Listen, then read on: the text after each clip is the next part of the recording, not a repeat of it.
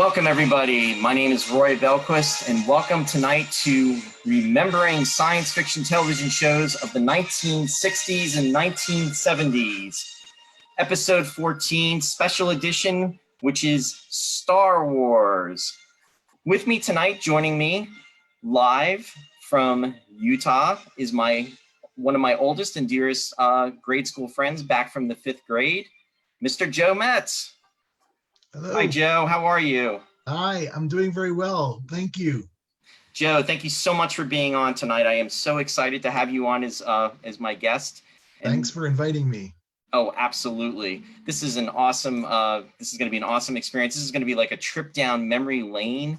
And it's really hard to believe that Star Wars is actually 43 years old. Actually, as of this coming weekend, May 25th, Memorial Day weekend, back in 1977, Star Wars premiered. Yep. What does that say about us? It says we're old. Anyway, I'm really excited about doing this show, Joe. This show we've been doing, this is actually going into the 8th week of doing the show, and it's, we started off doing, One Step Beyond, and we've just kind of morphed and just been going through the gamut. And to include this Star Wars, I mean, it's something that we definitely have to do because, in the 1970s, there were a whole line of, movies that were being made even in the 60s. But then, George Lucas came up with this film, and when it arrived, it just like changed everything as we know it for science fiction today. So it's just something that definitely had to be covered and something that we had to talk about. But I'm even more excited just because it's like you and I really grew up with all this. And, while I was thinking about doing this and, preparing for it, it was like opening the floodgate with all of these memories that were coming back from our days back, like when we were in, Lopakong Elementary School, and we were literally kids. I mean, in 1978, well, actually 1977. I mean, at that point in time, you were 11. I was still 10, and I was going to be 11 in July. So it's just crazy to think where we are now. Yeah, absolutely, absolutely. Yeah, I was thinking. Yes, go on. Yeah. No, go ahead. You were thinking.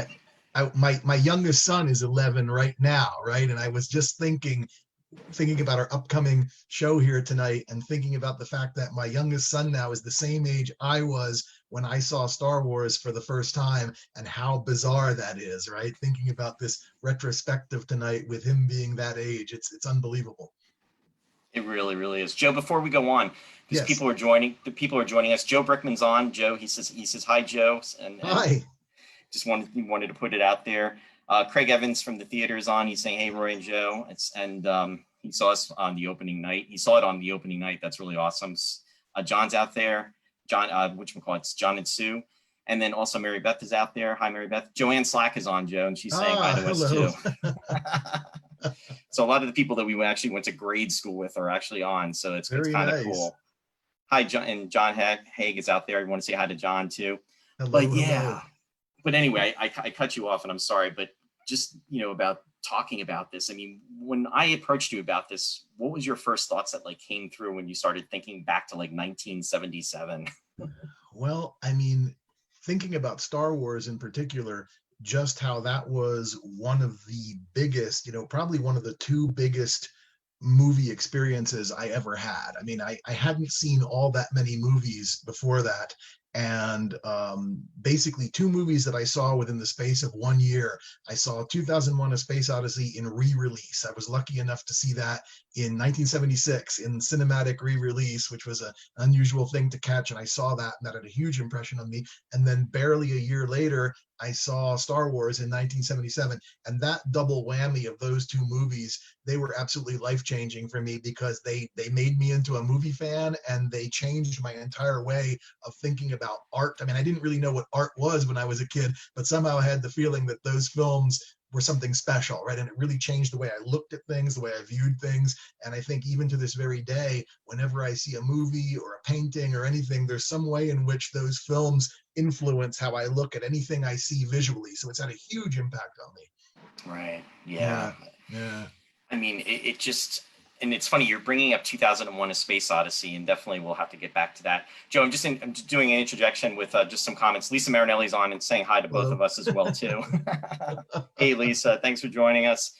Isabel Hoy is saying hi, and she's saying it's so scary how long ago it is. She's joining us from the UK. Hi, Isabel. Wow. And Jeff from Texas. Thanks for joining, Jeff. Appreciate it. Yeah, it's talking about 2001. I remember when we were in Mr. Beelan's. It was Friday afternoons. We had a modeling class where it was like in 5th grade, and it was a class where you could actually like build models. It was something that he allowed us to do. It was like a class that was part of the curriculum, which was kind of cool. And I remember us, being in that class, and I distinctively remember, and now folks, this is like 1976, 1977, because Joe and I were in the 5th grade in 1976 and 77.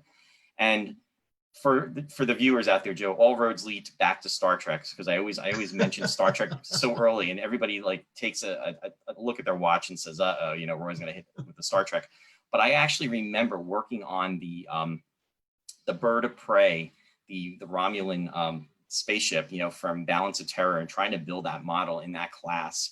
And I remember you were building a model and just talking about 2001: A Space Odyssey and how much you loved that movie, and how much it really impacted you and everything. So it just, that's something to talk about it another day, but I just had to mention that story because all roads do lead back to Star Trek. Yeah. Isabel is saying one of her teachers who taught Ari thought it was linked to the Bible stories, and that's why the hero was called Luke in regards to Star Wars. Where are Matthew and Mark and John, right? Right. But yeah, I mean, now when did you see Star Wars originally, Joe? Did you see it right after it came out? Right after it came out. I didn't see it opening day because I saw it shortly after it opened. So it was either very late spring or very early summer 1977. And the thing was, it wasn't opening day, but it was already sold out. And it was the first time I had ever experienced anything like that with a movie. I went with a friend of mine. My mom drove us up. I remember exactly where it was. It was called the Whitehall Mall Theater. It was in Whitehall, Pennsylvania, which is basically right near Allentown, Pennsylvania. It's very close to where the Lehigh Valley Mall is. It was another mall that was older than that right next to it. And there was this old theater there. And we got there and we saw this line snaking around the theater all the way out the door, down the sidewalk, into the parking lot, like hundreds and hundreds of people. And we were just stunned because we were used to going to movies and getting there, sometimes 5 minutes before it started, sometimes after it had started, and just walking in.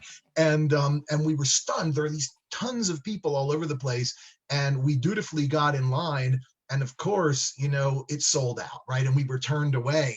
And I was devastated because I had been so much looking forward to seeing this movie. And I was so upset. And I remember driving all the way back from Allentown back home. And my mom had to buy us treats because I was so sad that we didn't get to see the movie, right? And we said, okay, next week, when we go back and try to see it again next weekend, we've got to leave like 2 hours in advance. And we've got to get there really early so that we can get in the line super, super fast, right? And so basically speaking, we planned the whole thing again. And we went back again, giving a lot of time. And that time we managed to get in and get tickets, right? But that whole experience of actually being frozen out of a movie, we have never seen anything like that before. The crowds, it was stunning, Right. Yeah.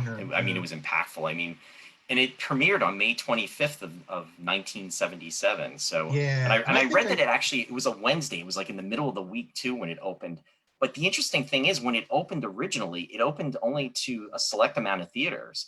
And then it just took off, and it just grew exponentially with its showings and everything, because it was just so well received. Yeah.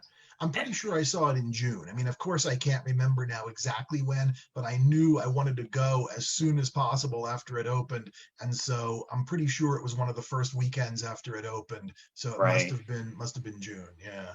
It's funny you're talking about that theater, Joe, up in Whitehall, because and Joe Berkman is saying that he remembers that theater very well. Yeah, it was because you had the Lehigh Valley Mall, which was right up there, and they had their the multiplex, which definitely came later on. I think that actually came down in the 80s. I mean, the theaters that we had when you and I were growing up, though, I mean, in Easton, we had the Eric 1 and 2. And folks, I know we have all these multiplexes theaters out there now, and it's like, when you go to the theaters, it's like, you don't even know which one you want to choose from because there's like 16 of them. This was like back in literally like 1977. So, as a lot of you may remember, it was only like one or two theaters that, you could go into. And then those were the main showings that were going on. But, and we, in the Lehigh Valley Mall, in the Whitehall Mall, that was like maybe about a 30-mile drive from where we lived. Yeah. So to have to go all the way up there and then turn around kind of was a, kind of a depressing thing that must have been happening for you because, of that.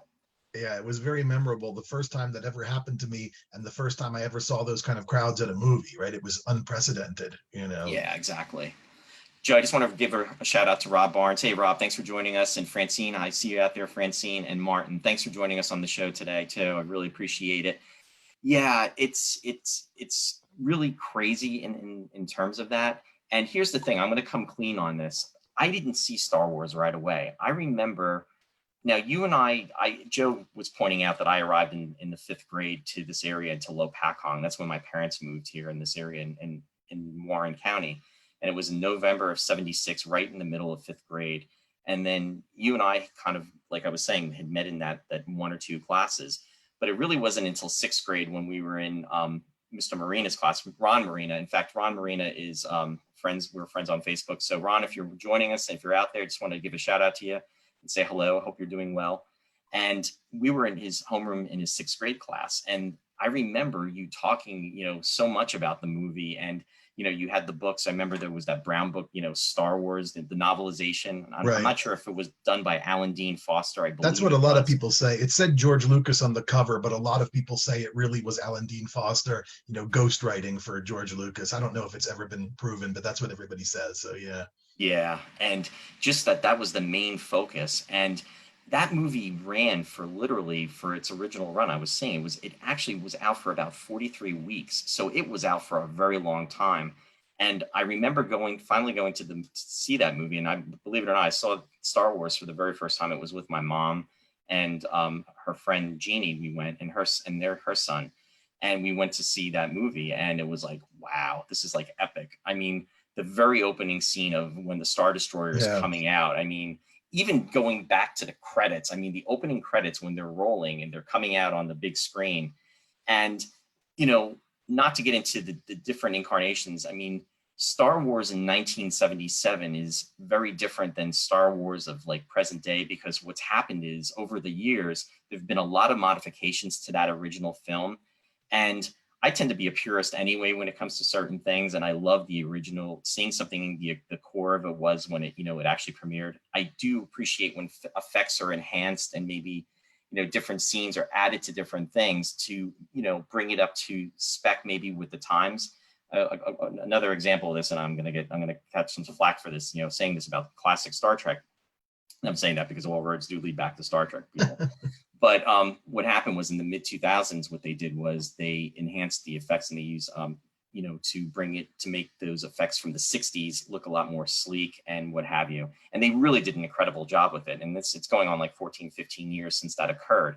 And with the Star Wars movies, seeing the original piece and having the ability to watch that now is almost like a privilege, because what happened was that original movie, unless you own a VHS copy of it, or if you have a copy that you maybe taped off of, HBO or something, back from a while ago, they're not recirculating those copies. I mean, everything has the additional footage. So I really, going back, want to concentrate on the 77, the core as it was, remembered. But there was nothing more epic when seeing those credits come down and just, having that Star Destroyer fly over. It was just, it just grabbed your attention. It was amazing. Yeah. I mean, to this very day, I think that's one of the greatest opening scenes of any movie ever.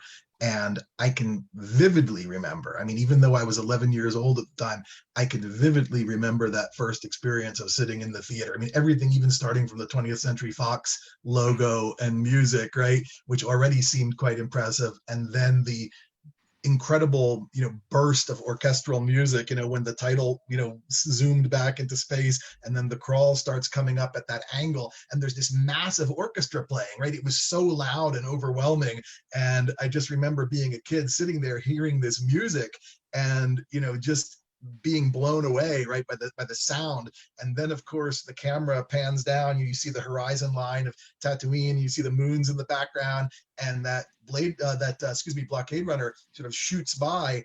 And already, my frame of reference, as I mentioned earlier, had been 2001. And so there had been some amazing ships in 2001: A Space Odyssey, but they move in this very slow and stately way, right? And it's all silent because it's scientifically accurate, so there's no noise in space, right? Well, this threw all of that out the window. Suddenly the ships are moving at this incredible speed, and there's this massive sound, right? The theater is rumbling, and there's this unbelievable sound design, and these lasers, shooting back and forth. And then, as you say, the Star Destroyer starts coming by overhead, and it just doesn't stop, right? The first ship that passes is already huge, and it's sort of zooming by at a sort of weird perspective angle. And then the other ship is flying over the camera, which at that point felt like it was flying over the audience's head, right? You had this incredible sense that it was just passing by over the theater, and it kept on going and going and going, and you thought it was going to end, and it never ends. And there's more and more detail, right? You see all these, like the docking bay and the crane hanging down and all these things. And finally it passes, and there are these three massive engines, right, glowing in this incredible blue color that nobody had ever seen on screen before. It was like this fluorescent blue, and there's like a lens flare, which nobody had ever done, right?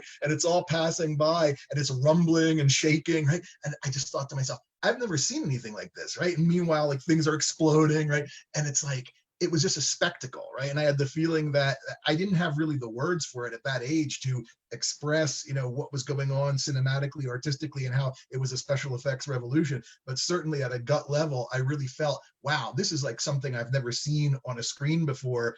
And it immediately transported you into this sense of realism. You really felt like you were in the middle of this space war.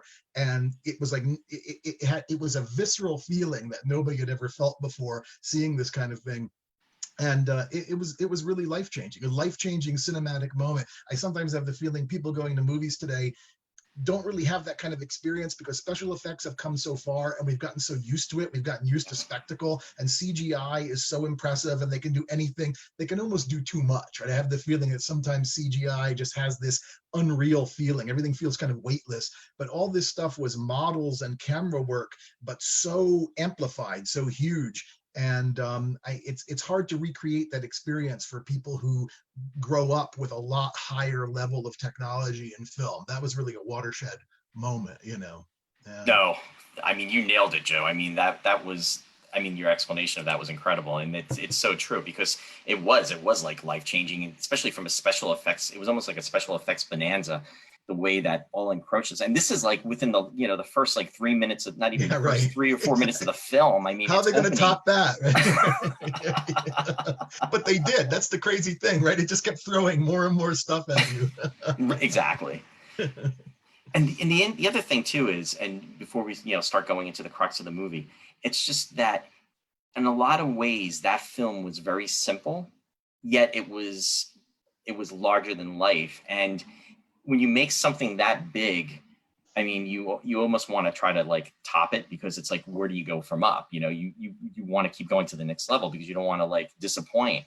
And it just kept being built upon, and built upon. But I think one of the things I love about Star Wars myself is, I mean, putting the special effects side, is it's the story. It's the story of good versus evil.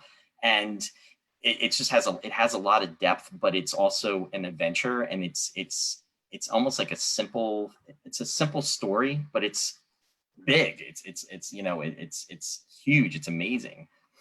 Yeah, and it was perfectly cast. When I think of the three main figures, Luke and Leia and Han Solo, just they hit casting gold in the three actors, because both with their individual performances of the roles, and also their banter and their interaction and the energy among the three of them.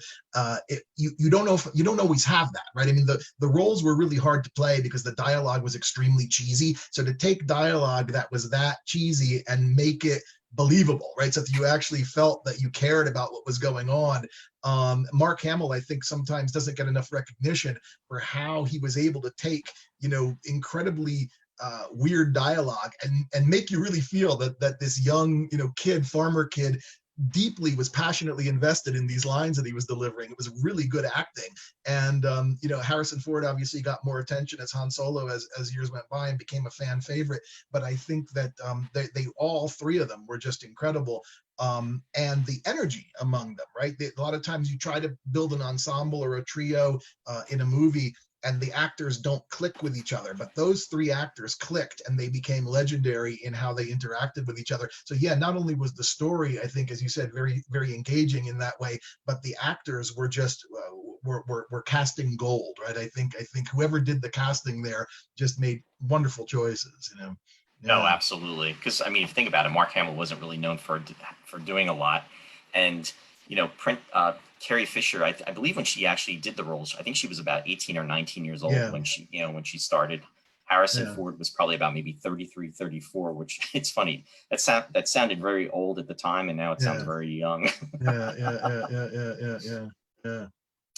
But so let me ask you a question, Joe. How many times have you seen Star Wars in the movie theater?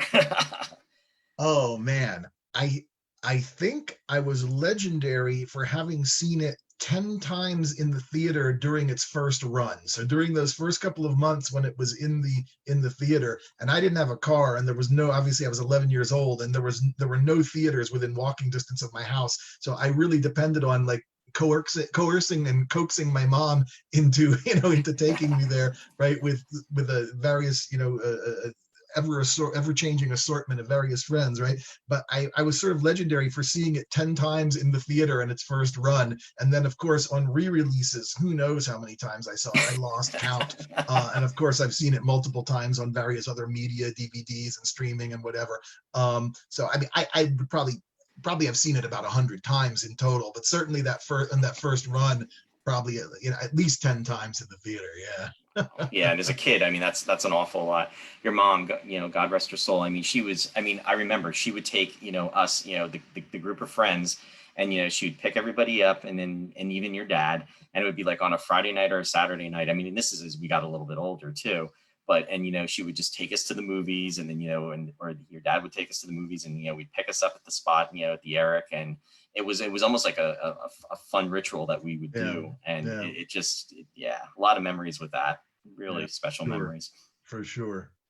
It's now in as far as Starlog magazine. I mean, you remember Starlog magazine, right? Yes, absolutely. Yeah, yeah, yeah. Starlog. I remember you had introduced me to Starlog back in I think around 1977, 1978 as well, and Starlog had done a lot of coverage. I mean, I believe it was issue number 7 had the TIE fighter and also the X-wing on the cover, and that was like the introduction of Star Wars into the magazine.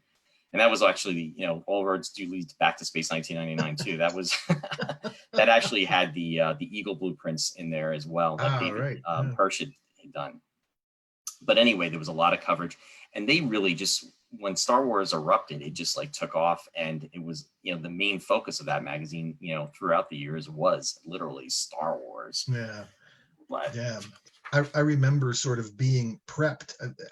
I don't remember the exact first place I heard of the movie, but there were at least 3 sources. One was this trailer that I saw in the theater when probably I had been taken to see some other movie. And it was a very strange old trailer. I watched it again a couple of months ago, the old 1970s trailer for Star Wars. And it moves very, very slowly, and it's very, very strange. But I still remember a lot of the lines that the announcer said. But somehow at that age, it absolutely gripped me and convinced me I wanted to see this movie. And then Starlog, I think, had some preview of it in advance. And I also had that novelization, right? And I actually read it the summer before I saw the movie. In fact, maybe it was actually earlier than, no, I think I read it in the fall before I saw the movie, because I think it was when we were on vacation, one of our November vacations, driving to Florida. And I think I brought that book with me. And I can remember sitting in the back of the car reading the Star Wars novelization. Probably that was the winter right before the film came out. I'm pretty okay, sure. Yeah, yeah.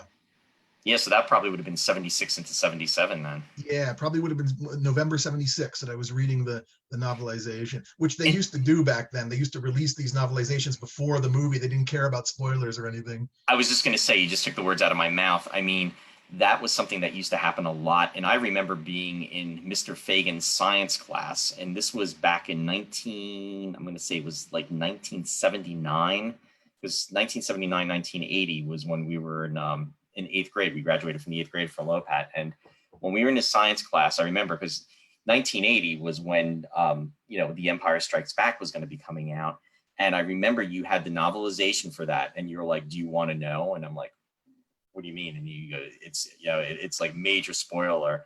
And then of course I wanted to know, but I didn't want to know, but I did want to know.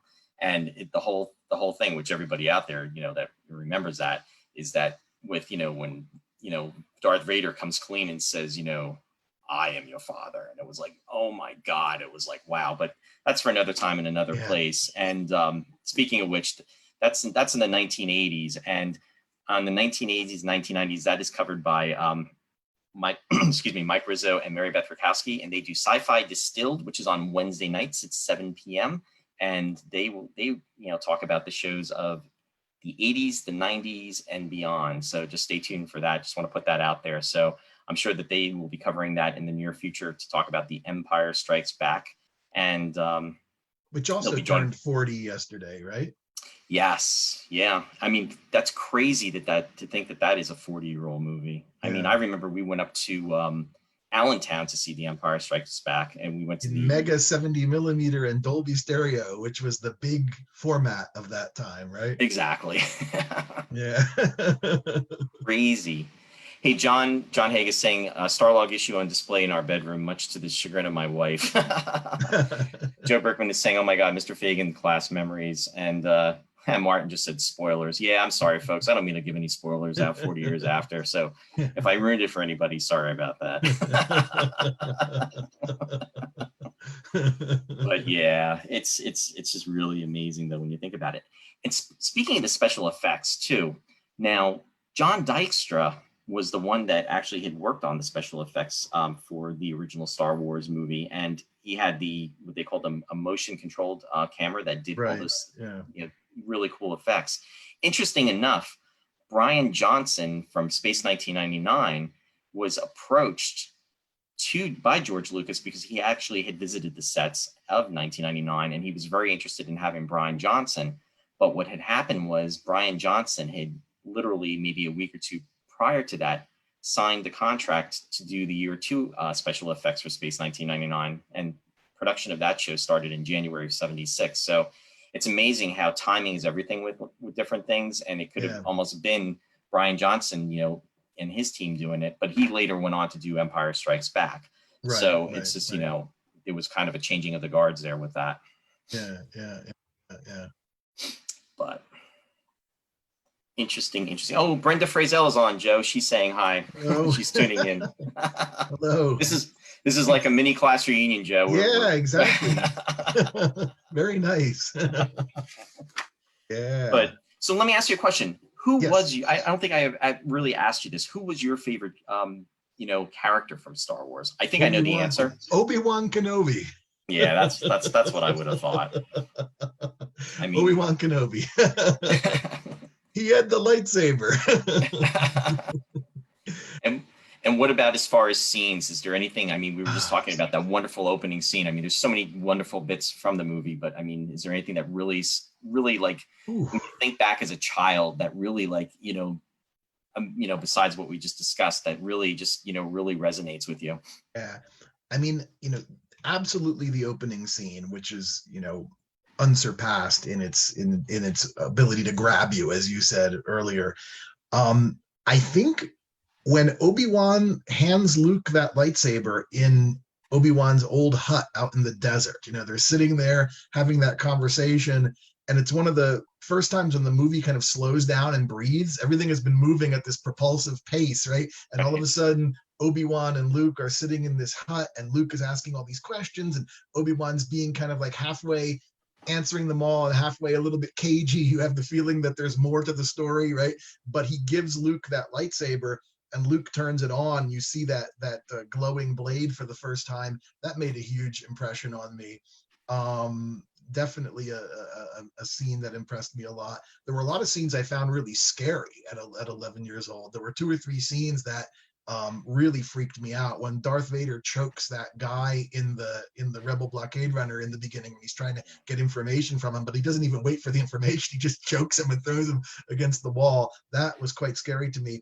And then when when Luke goes back to his farmhouse and it's all burned out, and he finds his aunt and uncle burned to a crisp, right? And at first you don't quite see them, and there's like a cutaway back to Luke's face, but then they cut back, right, into a closer, more close-up scene, and you see like these two skeletons smoking, right, lying over this piece of equipment that's all burned out. That freaked me out when I was a kid. So, and then I loved the attack when the Millennium Falcon escapes from the Death Star and these 4 TIE fighters are chasing it, right? And Luke and Han climb up and down these ladders, and this really weird, you can't quite get oriented where they're going because they're climbing up and they're climbing down, and then they sit in their seats, and you know that the gun turrets must be up and down, right? And yet from whatever perspective they're sitting in, they're sitting in the straight perspective. So the gravity stuff freaked me out. Like, how can they be above and below, but they're always sitting straight, right? And then they're looking out the windows, and you see the TIE fighters going by, and they're swinging those cannons around, right? And the little screen with the red screen with the little yellow grid, and you see the little triangles flying by as they're trying to shoot the TIE fighters down.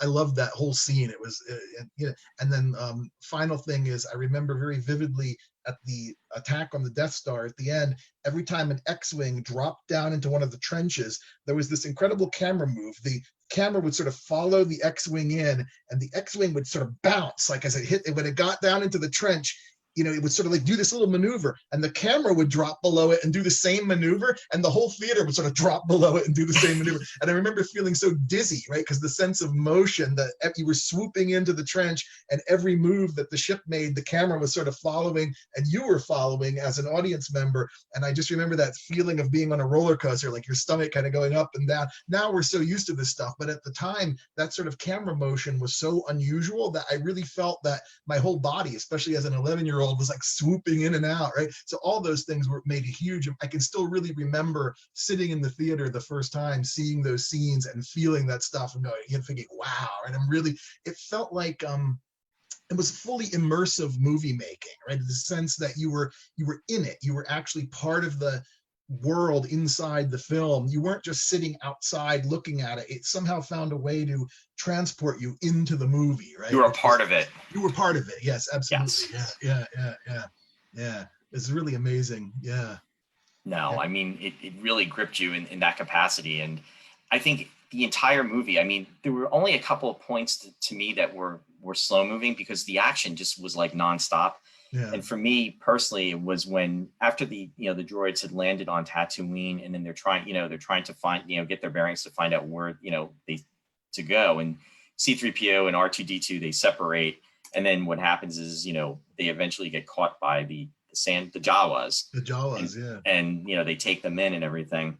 And then when they catch up with Luke and everything, then it starts to build the pace. Yeah. And to your point, that scene with Luke and Obi-Wan it's a fun, but it's almost like an emotional scene because he's finding out that, Obi-Wan Kenobi knew his father. And there's like mysticism about it. And, you don't know exactly what's going on. And then that's when we're introduced to the Force. Yeah. And then, Obi-Wan gives the explanation about what it is. And it's a special moment between the two characters. And it's almost like it's an eye-opening experience for Luke because it's almost like the door to his life into another, journey is beginning. And it's the opportunity for him to potentially step through that door. And then what happens is reality comes crashing in when his uncle comes up in conversation, when Obi-Wan says about, that's your uncle talking. And then he's like, oh, my uncle. And he's like, how am I going to explain this? And then he's got to get back and everything. And it's like that door just, temporarily closes. But then to your point, what happens is when, they figure out about the Jawas being slaughtered, and then it was made to look like that it was the Sand People. And then they go, Luke goes running back to the house or, to the area, and then to find them that, they had been killed. It just was very, very emotional. But that's when the whole adventure really just starts. And, he is almost like forced to go through that door that he wanted to when they were originally having their conversation. Right. And I mean, and to go back to that scene in Obi-Wan's hut or hovel or house or whatever you want to call it. I mean, it had the ability to, at least for me as a kid, to put an entirely different spin on spirituality and religion, right? Because suddenly they were talking about this mystical force, and you had the sense that the Jedi were not just warriors, or were not just, you know, guards or fighters or something like that, but there was something else about them, right? They had this access to some sort of mysterious spiritual power, right? That Luke didn't know anything about, but Obi-Wan was talking about. And it sort of, you know, evoked this feeling of a different way of thinking about spirituality and religiosity, and it made spirituality cool somehow, right? That like you could be this warrior monk with a cool glowing lightsaber, but your motivation or what was energizing you was not just patriotism per se, or not just, you know, some political mission, but there was some sort of spiritual intent behind it, right? Which I thought was so cool. It was a concept that I had never considered before when I was that age, and it really gripped me, made a huge impact on me. Of course, when you go back, I know we're not going to get into prequels, sequels, etc., but of course, when you go back and you see the history of how things happened in the earlier movies, they cast a lot of criticism on that, right? And you see the Jedi in a much more gray zone, controversial sort of light. They're not just as cool as Obi-Wan, you know, made them out to be in that one conversation. But at least at that point, when you're getting the sort of the pure version and the idealized version, it's a wonderful scene. Yeah. I mean, No, it really is. Oh, I just want to give a shout out to a couple more people. Joe Serino, thanks for joining us, Joe. Joe's even saying, yeah, it's bringing out the purity of the moment. Warren, thanks for joining us. Appreciate it. Good to see you out there. And yeah, going back to what you're saying, Joe, and I think that was something that I really liked more about the earlier movies. And when I say earlier movies, I mean, I'm talking in terms of Star Wars, Empire, and I'll even include Jedi. I'm not a huge Jedi fan, but in terms of Star Wars, you know, and this is the thing too, as the years went on, Star Wars became, it's like Star Wars, it became to be known as episode number 4, and, you know, A New Hope, and people refer to it as A New Hope. But back in 1977, when you're watching those opening credits, there is no episode number 4, A New Hope. This was Star Wars. This was the movie that was on its own, that, you know, George Lucas made, and this is what hit the theaters. And I remember, you know, you and I talking about this too, because Starlog magazine had referenced, I believe it was in one of the earlier issues, it had referenced about what had happened to Obi-Wan, or rather, excuse me, Darth Vader, who was Anakin Skywalker, with Obi-Wan Kenobi, and that they had actually, you know, fought at this volcano, and that also that, you know, George Lucas had an outline of, you know, stories that took place earlier on. And it, you know, when you think back to 1977, 78, 79, and that time frame, and, you know, we were growing up with this, you know, we were like yearning to know what those earlier stories were, because this whole, I don't want to say franchise, but this whole universe was being created, and it was being created from one stance, which was the first movie, which later became episode number 4, but it was like groundbreaking, and it was setting the tone. But that tone was much more simpler than what it morphed into. And as you were saying, you know, with everything that occurred, and then they went back with the prequels, it almost took away from the, I don't want to say, I'll use the word purity, because you almost had a preconceived notion, and I think everybody, as you know, that either reads a book, a novelization, or when you go see a movie, as you're watching it, you know, in your mind, you're formulating different ideas about, you know, things that are happening within that specific universe or story or world, and as it's taking place. And in terms of that, I think a lot of times what happens is what you actually are preconceiving is actually different than what the finished product is going to actually turn out to be. And with this movie, the way it went from beginning to end, it pretty much laid everything out, and you kind of had an semblance of what it was about. But then later on, when they had, you know, the sequels and then the prequels take place, a lot of that, you know, kind of morphed with different, you know, technology, and then also different explanations, and that, you know, it wasn't just like this, you know, mystical force, and there was a lot that was like to it, and it was almost like more than religion. It was almost like there was a science to the religion. And I think, and I think that's what's really great about this opening film, is that simplicity, and that purity is very apparent because it's good and evil, and it doesn't get any more basic than Yeah. that. Well, And I think that's what really, held a strong point for me.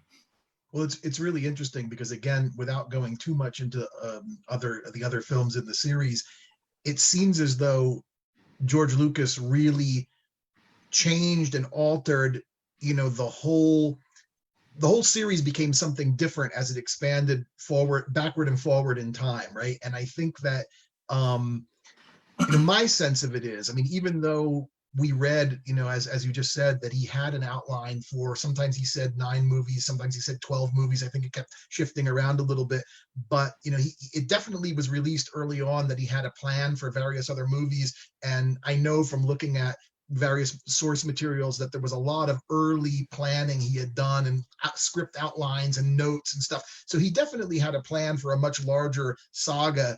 But I think when he made the original Star Wars in 1977, he didn't think, and nobody knew, that it was going to become the success that it became. And that movie was really designed to stand alone, and it had everything it needed to be a standalone movie. It could have existed without any sequels, without any prequels. It could have just been its own thing. And therefore, I think the tone and the feeling of the original Star Wars is so different from any of the other Star Wars films that came after it, right? Whether they were meant to be following it or preceding it, right? And I think that, there's stuff that Lucas did in the original Star Wars, which, of course, I had no idea of any of this when I was seeing it for the first time as a kid. I only found out about this much later, reading about cinema history and everything.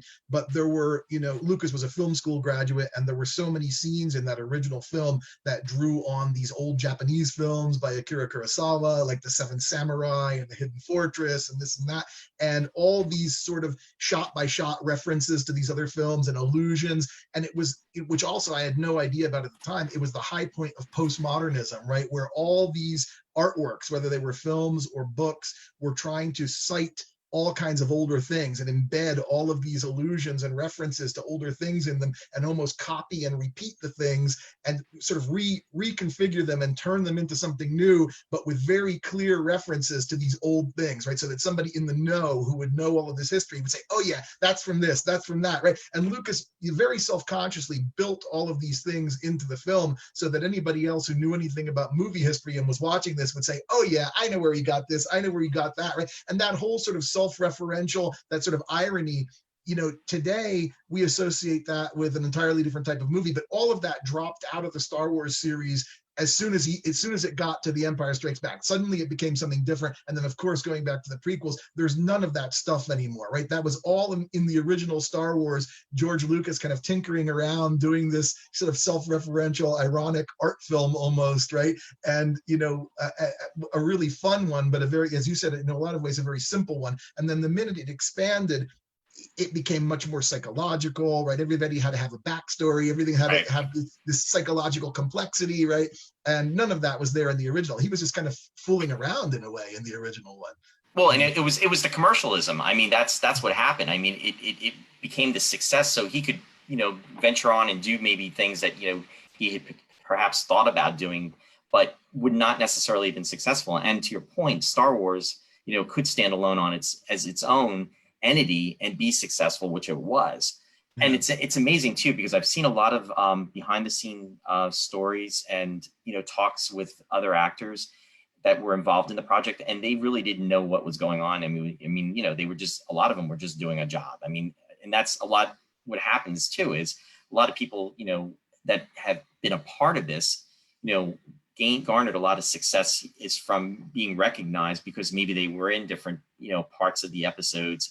And then what's happened is, with commercialism and everything, they're recognized, and it's opened the door for them to get out there and to talk about the movie and to share their moments with the fans, which is really, really nice, and it's incredible. And it's just it just became something that nobody saw coming, and it came out of left field, because there's been science fiction movies that have been made in the past, but for something to be as successful as this film was outrageous. Yeah. And I mean, and I think that I actually have enjoyed all of the Star Wars films. I don't think there's any one that I don't like. I have my favorites among them. Some I like Sure. better than others. And he's always doing, I think, whether it was George Lucas or even the sequel trilogy, there's always something interesting going on in all of those films. But I think the first one was the one that was the closest to a movie that would have been made by somebody who wasn't too long out of film school, right? You really, like, once you start learning about film history and stuff, you really see that he was, paying homage to and making reference to all these things in that movie. And once he had, as you said, sort of the freedom to make a whole series, it became his own thing, and it no longer became him referencing all this other stuff and creating this more playful environment. It became a real saga in its own right, which is a very different thing than that first movie somehow. But, and he really loved the old serials. I mean, that was originally, I think, from what I read, he was really planning. He was trying to get the rights for that. Yeah, to Flash Gordon, right? To Flash Gordon, and it didn't happen. I mean, and that's, with Star Wars, I mean, it has that type of, which you were referencing before. It has that tone, I mean, of, the serials of, like the 1930s, and, you're flashing forward like 47 years later. Yeah. The interesting thing is, though, it's amazing with that time frame, because that, that was the 30s to the 70s, and now we're in the 70s to the 2020. You know what I mean? It's like, it's kind of crazy the time that it's passed. And it's about, we're like at the, the middle mark of that. Yeah, exactly. I'm actually so glad that he did not get those Flash Gordon rights, because even though I'm sure he would have made a great, wonderful adaptation of Flash Gordon, and it would have been really interesting and technologically advanced, I think that this freed him up to really lay the seeds to creating this modern mythology. And it's not just that it's a commercial empire. I mean, the thing that kind of staggers me sometimes is, here I am 54 years old, and Star Wars is possibly more popular now, right, in my 50s than it was when I was a kid, right? Like there's all this Star Wars media, and it's like the franchise that never ends, so to speak. But not only has it become this giant thing, but I think it's really become a sort of modern mythology in a way that I doubt Flash Gordon could ever have been.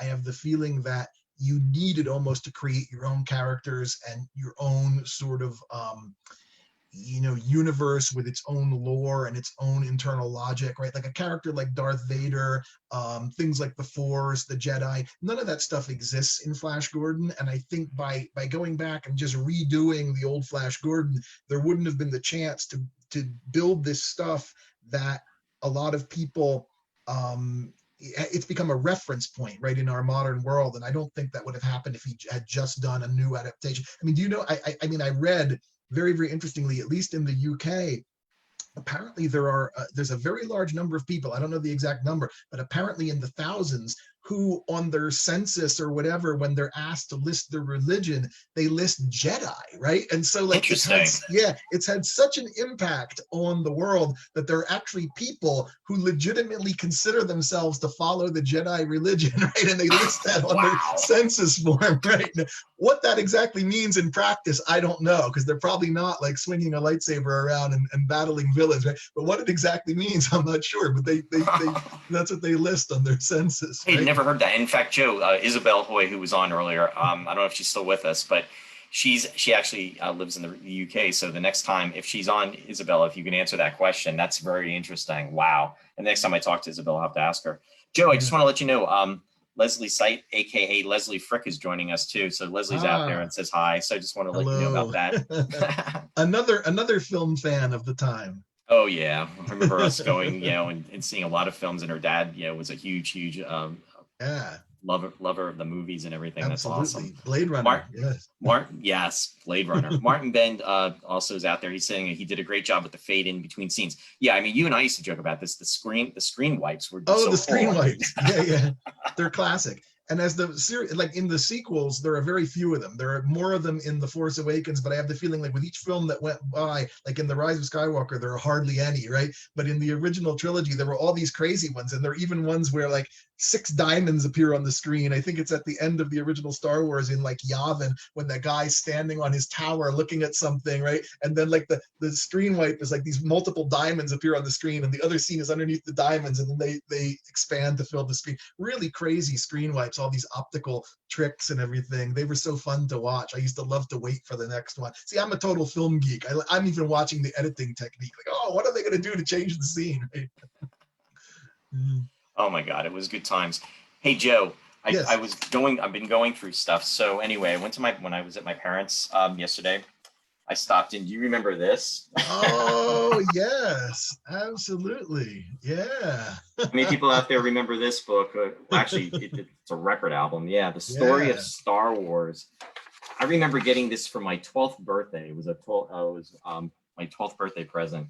I got it it was in 1978, July of 78. And it was a 2-record set. And it's amazing because that was, the only way we really could enjoy the movies, because it was pre-internet. So that's the one thing, and you didn't have DVD players. You barely had if you were lucky, you had a VHS recorder. We got one, it was in 79. And I was lucky to, have it to be able to take, Star Trek and Space 1999, and not necessarily in that order. And it's like the tapes were a ridiculous amount of money. So it's like you had one videotape and you had to make it last.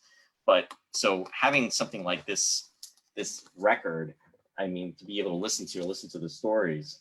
And it had really the cool. 20th Century Fox theme in the beginning. So the first thing that you heard when you put that record on was that 20th Century Fox cinema logo fanfare, which I thought was so cool that they had actually bothered to include that on the record of The Story of Star Wars. And honestly, Joe, to this day, when I hear the 20th Century Fox theme, I immediately think of Star Wars. It is so ingrained into my brain just from that. And it's, to your point about bringing up the theme, and it is on that record. Yeah. And that is like so cool. Hey, Joe, Ryan's on. He's joining.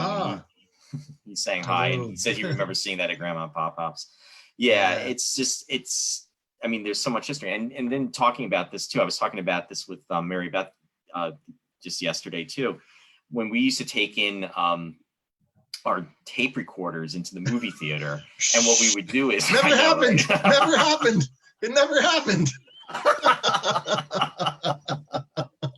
And it wasn't to sell or anything, but it was just to record and to be able to listen to the movies. And I remember like when we would drive to like Florida, with my parents would drive down there, and you would have that, and you'd be able to like listen to the to the shows and everything. It was just wonderful. And yes, I used to do that with Space 1999. I did it with classic Star Trek.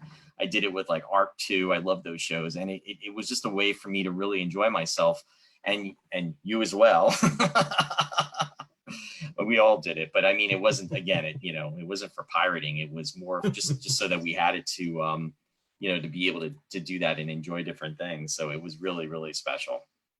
But going back to the 20th Century Fox theme song again, I heard that John Williams, when he was composing the score for Star Wars, knowing that it was going to be a 20th Century Fox release and knowing that they were going to use that fanfare, that he purposely set the opening overture for Star Wars in the same key as the 20th Century Fox logo, so that the last music you hear when the 20th Century Fox logo disappears, that your mind will be sort of dwelling on the key, right? That theme was in, and when you hear the first notes of the actual Star Wars theme, it's written in the same musical key as the logo, so that there'll be this, you won't get thrown out of your mental state. Like he was even thinking about that as he was doing the composing. Yeah.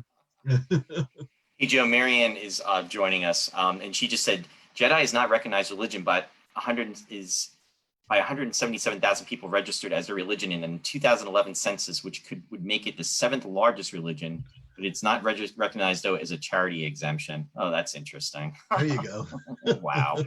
And Vince is joining us too, Joe.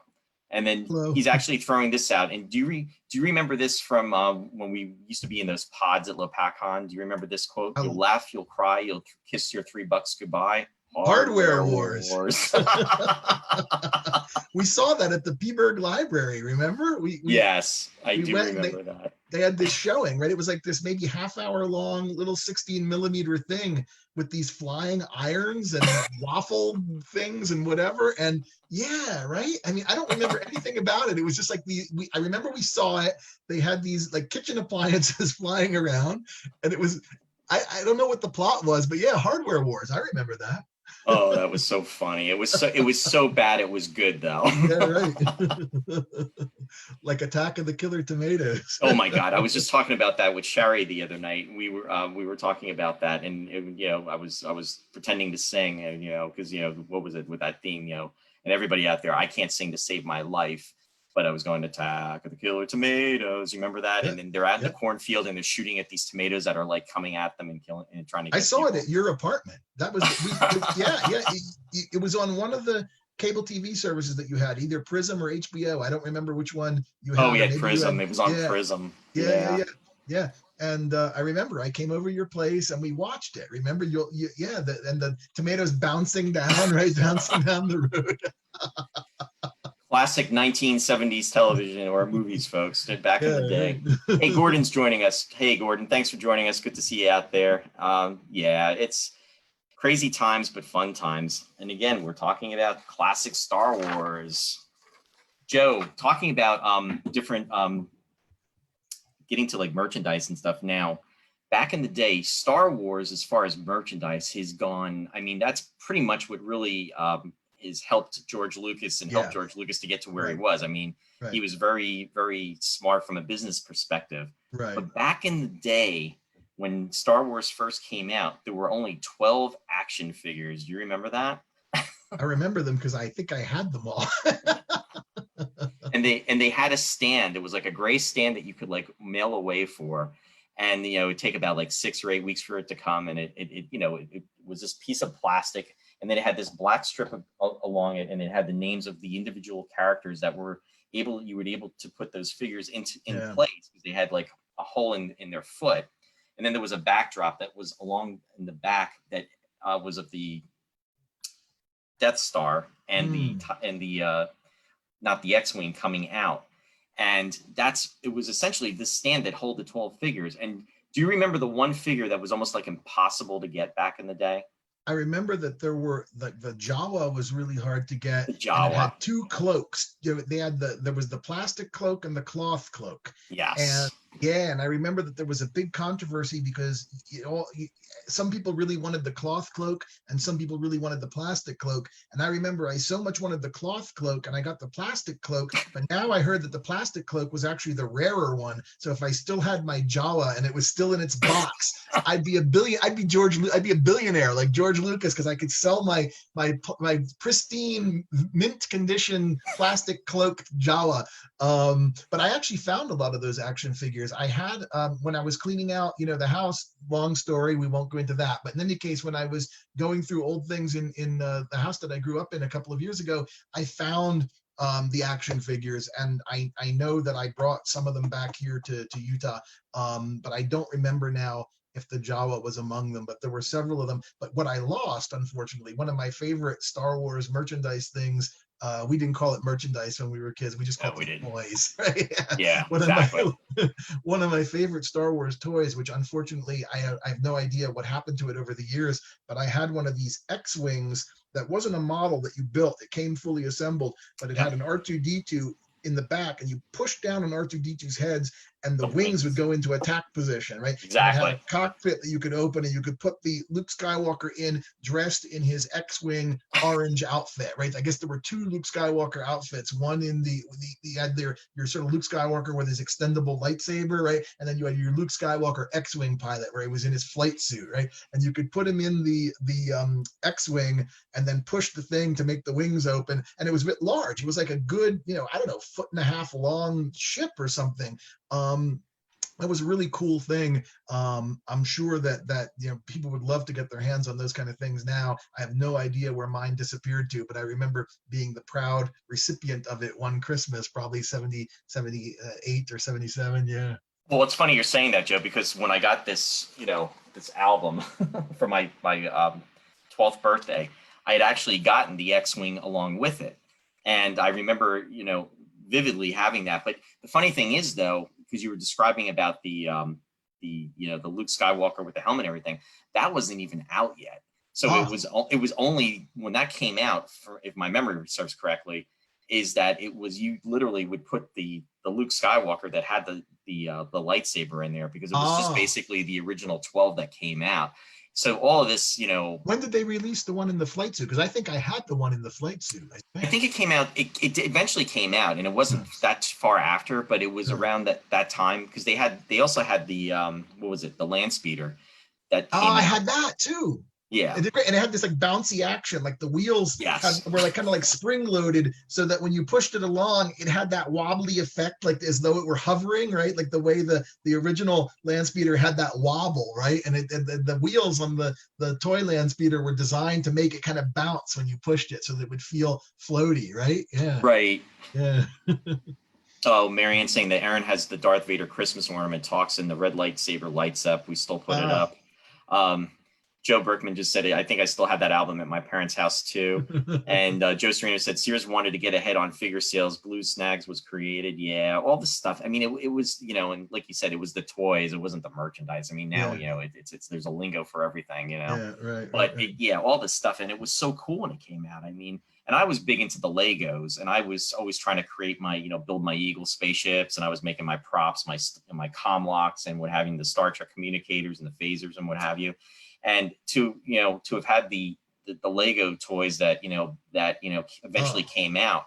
Ryan, we had gotten him, he has the Millennium Falcon, and he actually had built that, and that really came out really cool. So I mean, if we had that stuff when we were kids, it would have been like amazing. So it's just amazing how all this stuff, as the years went on and the decades went on, and you think back to like 1977, where the stuff was just like so basic, and now 43 years later, here we are, we're still talking about it.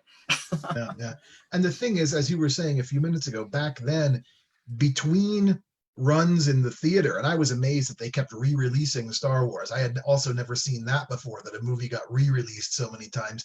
But between those periodic re-releases, it was very difficult to see these things, right? I mean, now we have, everything is on streaming, and if you have Disney Plus, you can see all the Star Wars films, and obviously there are clips all over YouTube. I mean, none of that stuff existed at this point. And if you wanted to see these films, at least for me, there was this incredible nostalgia, because there was always a period of, at minimum, several months between when you could see these things, and often a year or two or more, right? I mean, sometimes 2 years would go by and you couldn't see the film, and then suddenly they'd release it there'd like be a TV, Saturday night where they'd release it with commercial breaks, or you could see it on cable TV for like a month-long period if you had cable or something. And it's like between those moments when you couldn't see it, for me at least, this incredible nostalgia built up. Oh, I want to see this movie, right? And if I could have projected myself into now, when we have this plethora of things, right? You could just click on anything, see anything that's ever been made at any point. It's this, we have an embarrassment of riches, right? I think at that age, if we had access to the kind of ability to see things constantly whenever you want to, what it's led to for me is that I never watch anything anymore, right? I think then I was always so eager to see something. Now, because you can see anything on demand, it's very rare that I actually watch anything, because I know I can, and so I don't, right? So no, and you're absolutely right, because we are so spoiled with all this. Even Gordon's agreeing. We're spoiled. We are spoiled because when we were kids, I mean, to go to a movie theater and, to have that something to look forward to, and you only had that window. I mean, Star Wars, we were lucky. It kept, it ran for, almost 43 weeks, almost a year. Then it had the re-releases that took place. And then that's even before it got to all the incarnations that finally came out. But it wasn't until the age of being able to get movies on, watch movies like on HBO, and you didn't have like a, some people have like 200 or 300 channels that they can, they can watch now. I mean, essentially, you depended upon that. And even with primetime television or syndicated television, if something was on, once it was on, you had to wait for the reruns to come back. I mean, that's when you were going to catch it. Unless it, of course, went off the air, and then you were lucky enough that it went into syndication, and then you could catch it when it went through the cycle. But now, I mean, if you want to watch something, all you have to do is pick up your iPhone and say, okay, you know what, I'm going to go to YouTube, or I'm going to go to a if you have Disney service, or what have you, or if you have something that you can Hulu or any of these special services, you literally just go on and you stream. So it would be interesting to see how the generation of today would react with, our generation. But then I guess, every generation could say that about the one before you. It's like, you don't know what you had, you don't know what you have, and you don't know how good luck you have it. But I mean, our parents probably, did say that to us, different times. And it's just, the natural progression, so to speak. Yeah. I mean, for me at least, even though I don't use it all that often, I mean, YouTube is it's a really amazing, it's sort of a gift, because I have the feeling if ever I have nostalgia for something, almost no matter what it is, if you search long enough on YouTube, somebody will have filmed something of it or posted some clip from it. Or even if it's a place that you haven't been to in ages, how did place so-and-so look in 1975, right? You can type that into YouTube and somebody will have done a home movie of place X, and you can see it, how it looked when you were there in 1975, right? So it's like you can really, it's like the memory machine. But in any case, that takes us away from Star Wars. So I'm no, that's okay. It's all a part of it. And like, we're going to be actually on this show remembering science fiction television shows of the 1960s and 1970s. I'm just putting our title out there.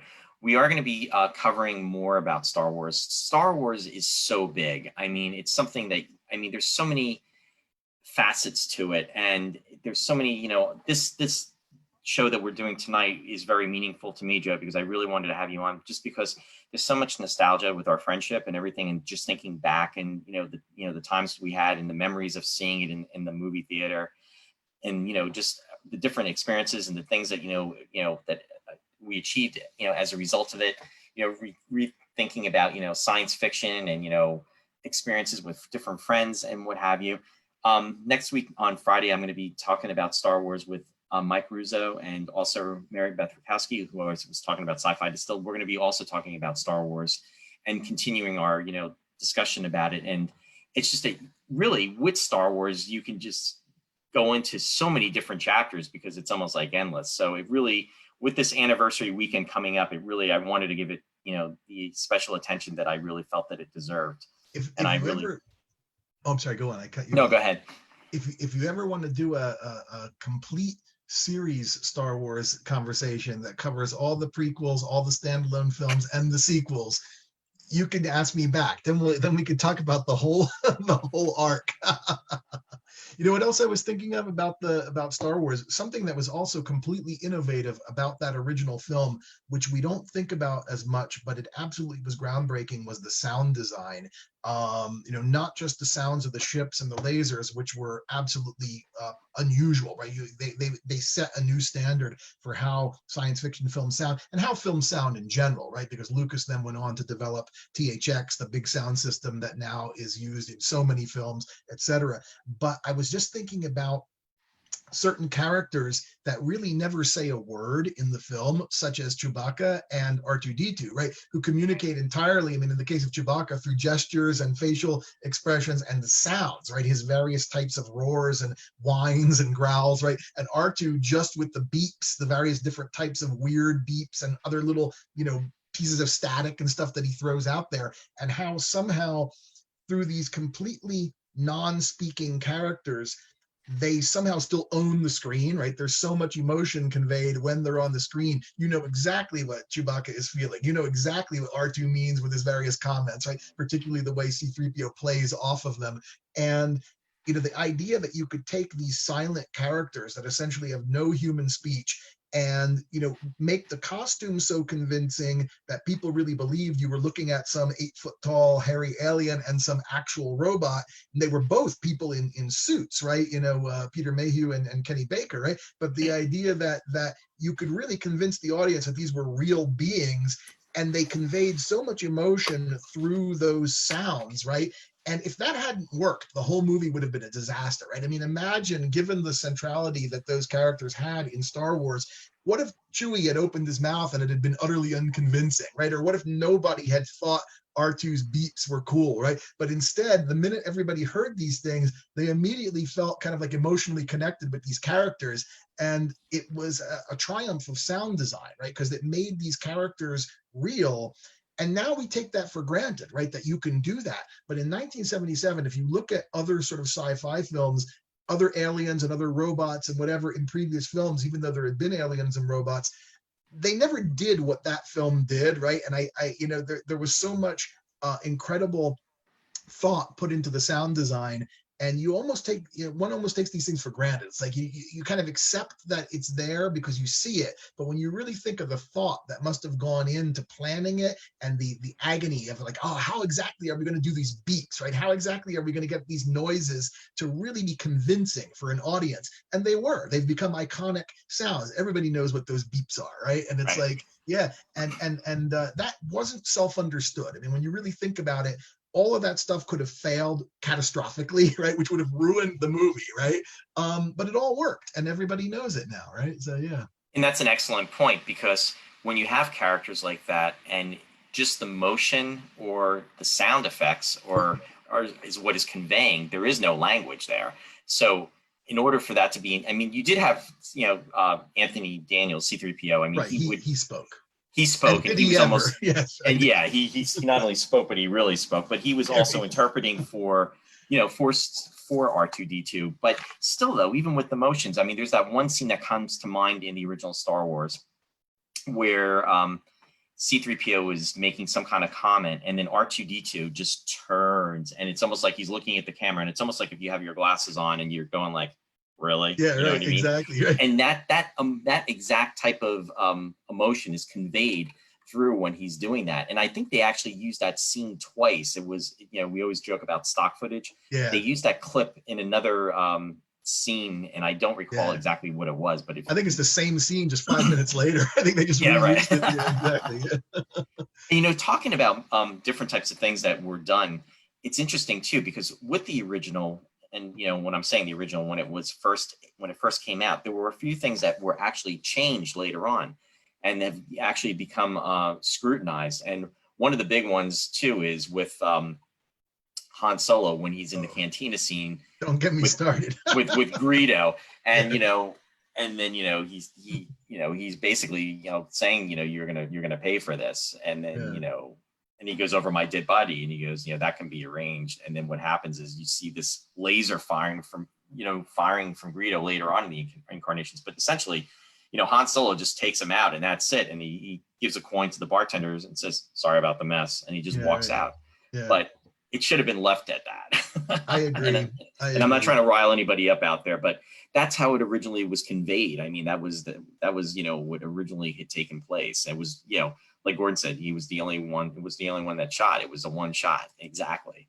Yeah. And then there's also that scene when we used to joke about it, is when, Luke and Leia are getting ready to swing from the bridge, and then they're having the laser banter back between them. And what happens is Luke fires and he hits the one guy. The guy that he hits doesn't drop, and then the other guy drops, because what happened was it was a mess up on the animation when they were inserting the laser beams.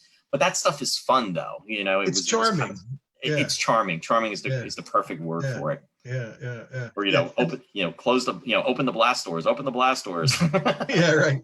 Yeah. No, I mean, it's great that in a movie that was so technologically innovative for its time, there could be still room for goofy mistakes. And sure. I guess, as a creator, as an artistic, creator, I've read that George Lucas sometimes was really angry that he couldn't do things the way he wanted to do them, and that he was upset that certain shots didn't come out a certain way, and he really wanted to go back and fix them.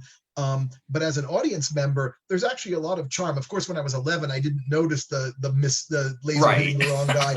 But once I saw it about the 18th time, right, in re-release, whatever, I started noticing it, right? But to me, it was always good for a good laugh. It's like that in the midst of all this high-tech extravaganza, they could still manage to have the laser hit the one guy and the other guy falls instead. And that kind of stuff, like that became kind of like sci-fi nerd lore, right? You could tell how much of a sci-fi nerd or geek you were by saying, hey, what about that scene in Star Wars? And you could, if somebody could acknowledge that they knew that the wrong guy got hit, right, and point out that scene, then you knew that they were some sort of a super fan, because only a super fan would have seen it enough to notice that, right, and to register it. So those kind of little things became fun aspects, right? And I'm almost sad that they go back and correct these things, because it just added to the charm of the movie that there were these little goofy bloopers in the film, right, that nobody caught, right, or that they didn't have the budget to fix on first release, And that's the whole thing. It's just like nobody expects,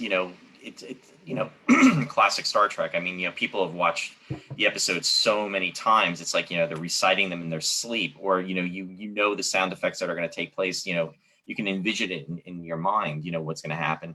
Shari will bust my chops. We'll be watching, I'll be watching classic Star Trek, and then she'll say to me, the volume's a little low. You want to turn it up? And I'm like, I know what the dialogue is. You know what I mean? Because it's like, I've seen it so many times. Or with 1999, and that's just, how it is. It's like so ingrained in my mind that it's going by.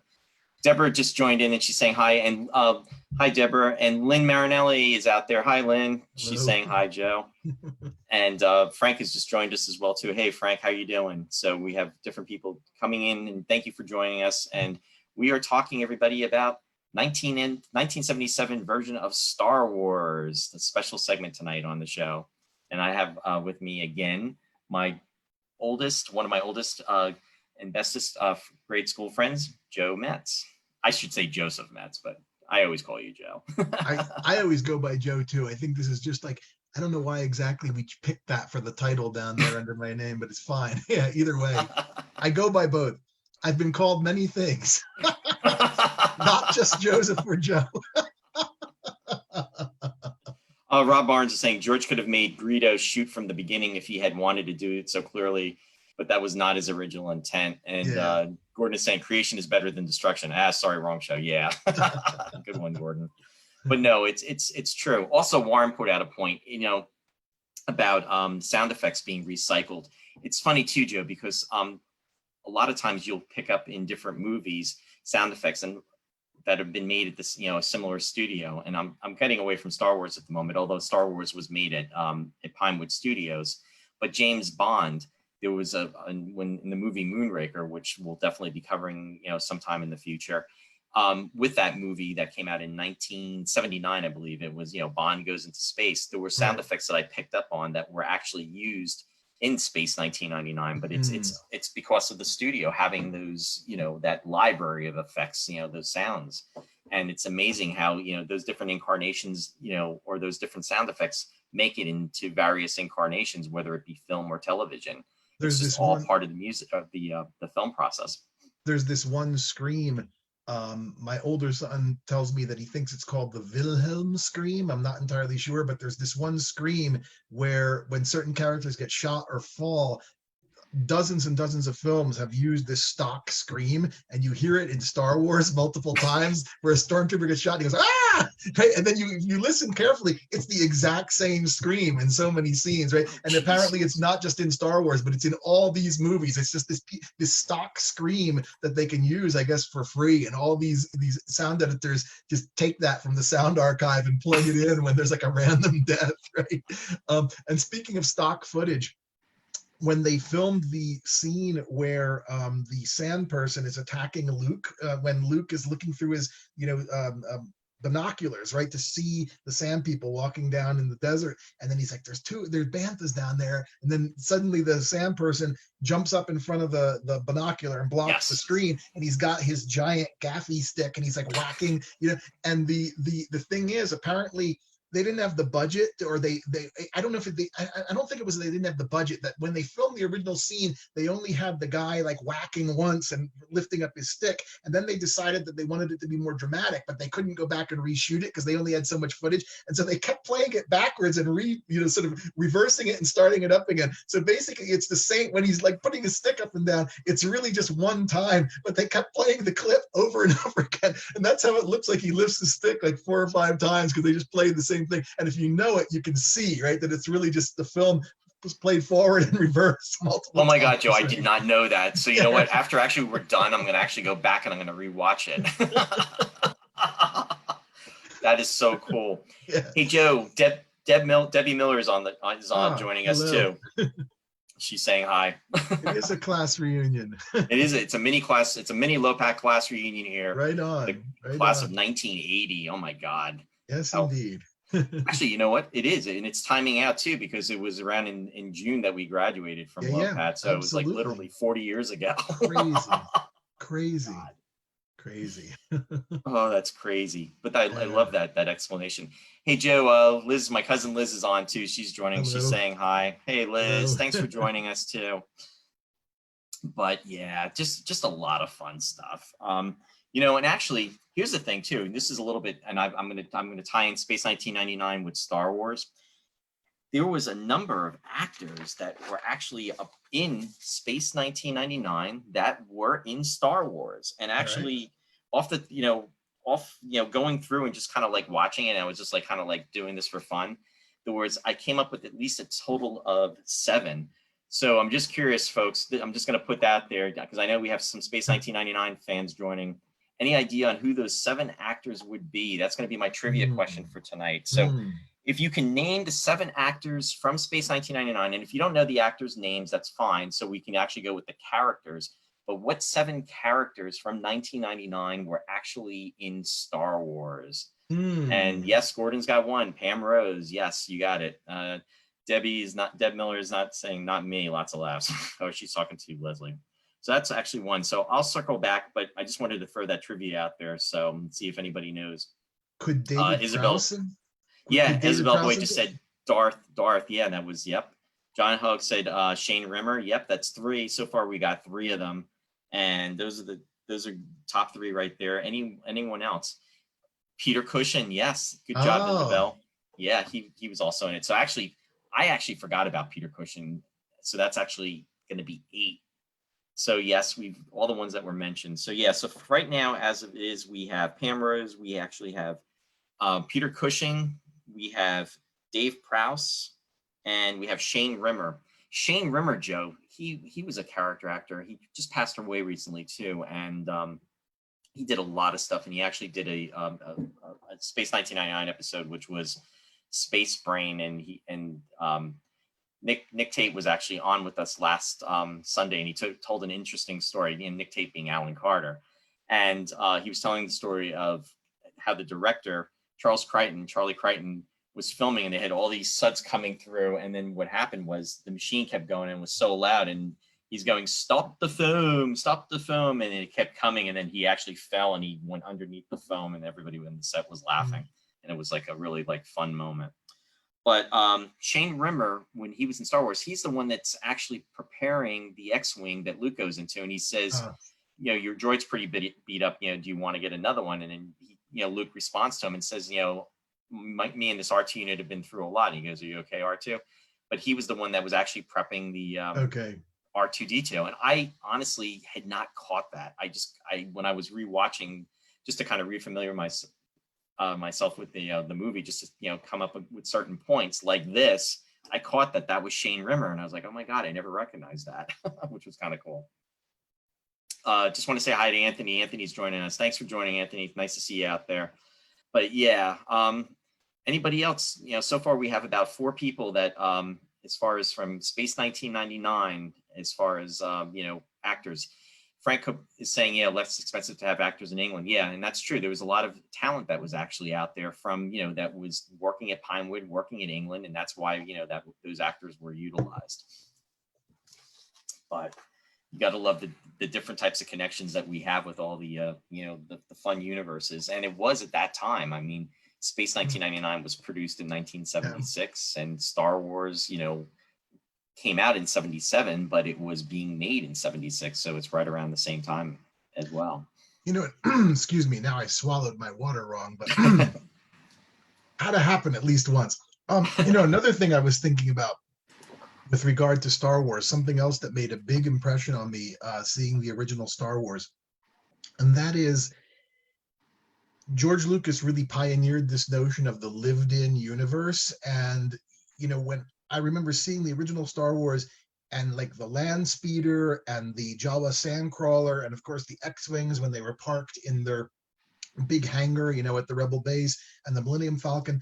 I mean, these ships were dirty, right? They were rusty, they were greasy, and you could see paint chipping off of them, right? And there was like steam sometimes coming out of the bottom, right, when they were parked and everything.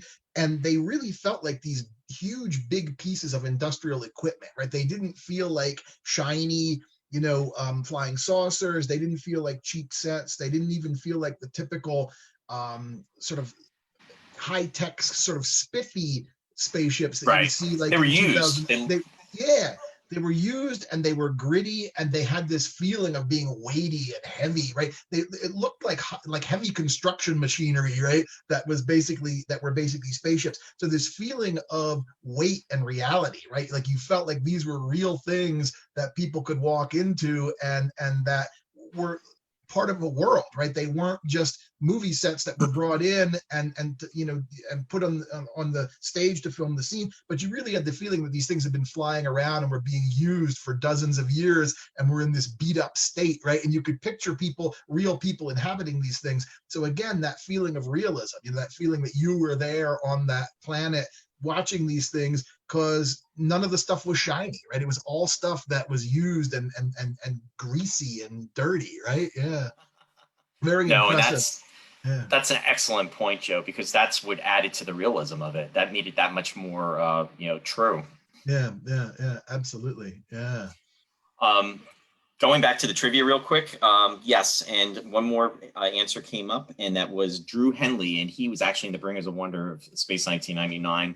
He was the Red Leader. He was the X-wing pilot. But there's also, believe it or not, folks, there is actually another X-wing pilot that was in multiple Space 1999 episodes. So that's going to be my other hint out there.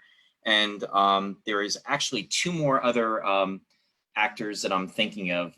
Just curious if you come up. If we don't get the answer within the next minute or so, I'll give the answer. But just wanted to put that out there. But yeah, it was pretty cool with that. So, Joe, we're starting to wind down. We're actually at 8:30. Okay. And I'm going to wind down in a few minutes. But just anything else that you wanted, to bring, great points that you want to bring up. I mean, this has just been a really cool discussion, and I'm just so glad we're able to do this. This is just so cool.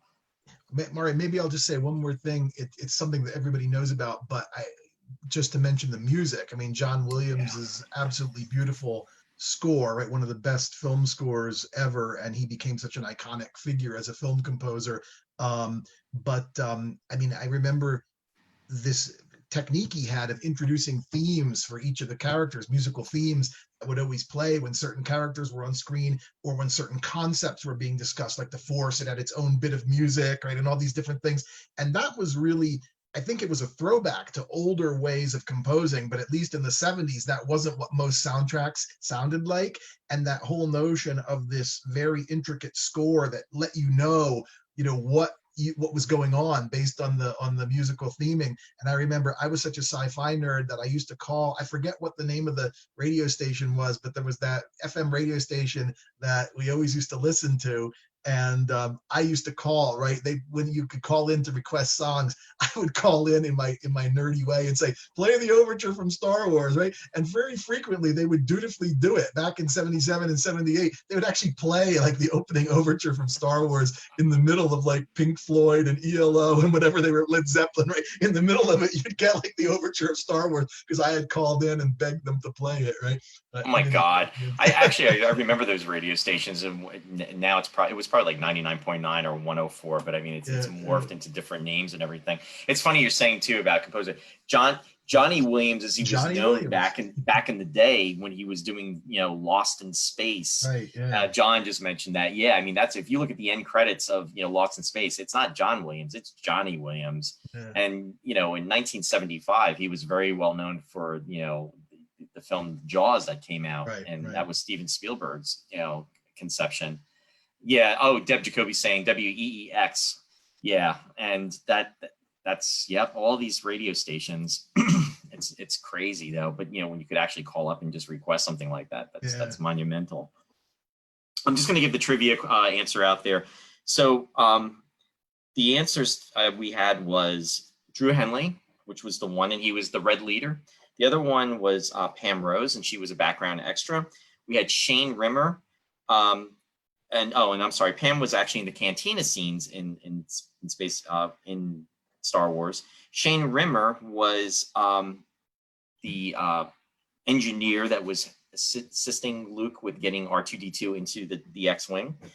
The two people that we did not mention, one of them was Anthony Forrest, and he was the security guard that was in One Moment of Humanity that was bringing Pask and Ettrick to trying to get them to Dr. Russell.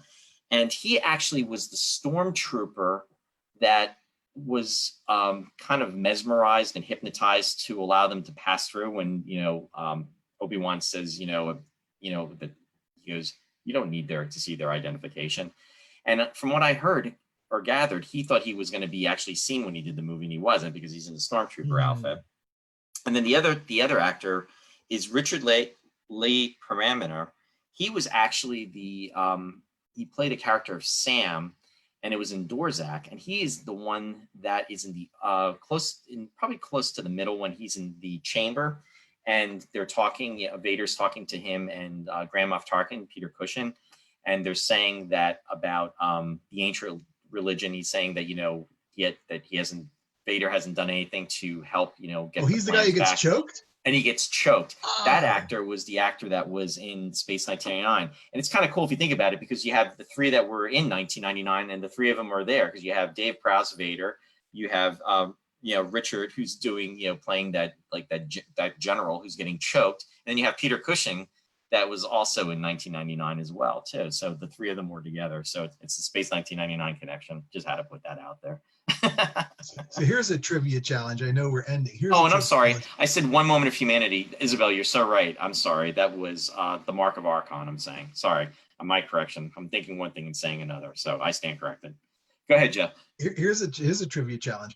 On the trash compactor, right? When all the main characters in Star Wars are trapped in the trash compactor, and finally 3PO R2 shuts it down and gets it to stop, and Luke is on his comlink and he's saying to 3PO, open the door on unit, right? And he gives what's the door? What's the code of the door that Luke asked them to open up? Does anybody know? That's my trivia question.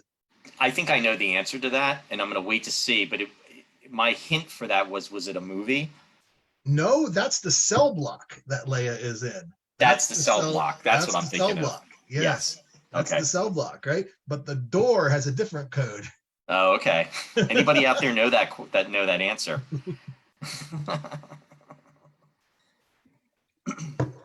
We are in a little bit of a delay, so we're waiting for that answer to come in. I'm very curious to see what that is. I didn't even put that together, Joe. When you say it, I'm gonna go, oh.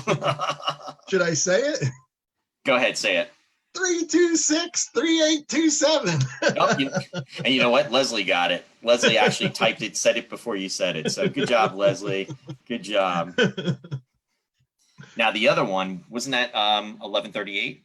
Yes, cell block 1138 from George Lucas's THX 1138. And that was apparently an ad lib that the actors threw in because they knew that George Lucas had made that other movie. At least from what I've heard, he didn't want them to use that number, because he didn't want that much of an obvious reference to his earlier movie in there. But one of the actors ad libbed it, and then they kept it. I don't know if that story is true or not. That's something I heard. I don't know. I bet you there has to be some truth to that. I bet you. So, but anyway, I just going to start to wrap things up. I want to thank you, Joe, again for joining me. This has been really great having you on, and I think everyone that we went to school with, especially too, got the opportunity to see you, and they haven't seen you in a long time. A lot of familiar faces out there. I wish I could see them. I wish it were a two-way screen. Yeah. I know. Well, I can't either, but I can see the comments coming through too. Oh, and Vince just commented on that. He said 867-5309. Yeah, wasn't that Jenny's number? That was a different phone number. I always used to think that the trash compactor door was somebody's girlfriend's number, right? Like somebody in the film that was their, and they. Maybe it was. I never called it because the area code wasn't there. It was just the phone number, right? That was good. That was good, Vince. Yeah. And that was. Oh, and Marianne said Johnny Williams was nominated for an Academy Award for Valley of the Dolls in 1967. Okay. I did not know that. I didn't. Thanks for sharing that, Marianne. So anyway, I just want to put a couple things out there. So just to remind everybody, on Wednesdays, join in with Michael Rizzo and Mary Beth Rakowski for Sci-Fi Distilled. And again, that's Wednesdays at 7 p.m. And they talk about science fiction of the 80s, 90s, and beyond. And this week, they are going to be talking about a 1984 movie, which was called The Last Starfighter. I'll tell you, 84, Joe, that's the year we graduated from high school. Can you believe that? I mean, that in itself is crazy that was like 36 years ago. Indeed. Where has the time gone? My God. the fact that we're saying about, in regards to, 40 years ago being, eighth grade and everything. And then, we're talking about Empire Strikes Back. So anyway, that's going to be coming up. And then also this Sunday, I'm going to be having on at 7 p.m. as my guest for episode number 15 of Remembering Science Fiction Shows of the 1960s and 1970s. If you fans out there remember Starlog magazine, we were talking about Starlog just a little while ago. Well, Mr. David Hirsch, who was a columnist for Starlog back in the day, is going to be joining me as my co-host, special co-host and a guest. And we will be talking about Space 1999 fandom. We'll be talking about his days at Starlog magazine and also, his interactions with Jerry Anderson. So I'm really looking forward to that. David Hirsch was monumental in keeping Space 1999 fandom alive back in the 70s with his Space Report, and also producing the Space 1999 technical notebook. And it's, something that I still actually have to this day. So he will be joining us. And next Friday, just as again, Mary Beth Rakowski and Michael Rizzo will be joining me, and we will be continuing our discussion about Star Wars, and that'll be next Friday at 7 p.m. also, and that's Eastern Daylight Time. So any closing thoughts before we sign off, Joe? No, I think that's that. I've probably said far too much, but I loved I love this discussion. This was a lot of fun thinking back on not just on Star Wars the movie, but on our first experiences of it, and our friendship going all the way back to fifth grade. And boy, what an amazing amount of time and all the things that have happened. It's really it's been quite the trip. No, it definitely has. And thank you for your friendship. And yeah, looking forward to the next 40 years. I'm planning on it. I'm planning on being around. I just want to give a shout out to Scott. Thanks for joining, Scott. I just saw that you're on here. Everybody, thank you for all your positive comments. And feel free to share also the link to, I know it's one thing I really haven't said, please just share and let everybody know. I started doing this about 8 weeks ago, and it really has been a labor of love. And, I wanted to do something creative. I do community theater and murder mysteries with the Country Gate Playhouse, which is countrygate.org. If you, to check their website out, there's a lot of stuff going on in the world right now. And, things are not what they used to be just because of everything we're going through. So this was an opportunity to be creative and to reconnect with friends, and then just also, have some downtime for about an hour to 2 hours just to connect about things that, we really love and enjoy, and also just to reconnect with friends and just bringing us together and just bringing some positivity into the world. So I, really hope that everybody out there is staying safe. In regards to the theater too, stay tuned on their website, because they're going to be, the season has kind of been interrupted just because of things that are going on. Movie theaters, across the country, things have been, closed down. So keep your eyes open on their website. And again, that's www.countrygate.org. And, Bill will be posting some stuff in the near future about, what they're going to be doing. So it's really, tough for everybody. But thank you everyone for joining us. I really appreciate it. Feel free to share, the show. Just let other people know that love science fiction, and just stay safe. And looking forward to seeing you on Sunday. All right. So take care, Joe. Thank you. And you know what? Bye, everyone. I usually close, Joe, with saying, live long and prosper. But what I'm going to do is, with this show, I'm going to close and say, may the force be with you. Force be with you, with all of us. All of us, with everyone. Yeah. So take care, everybody, and good night. Thank you. Bye-bye. Thanks for having me. Bye-bye. Bye.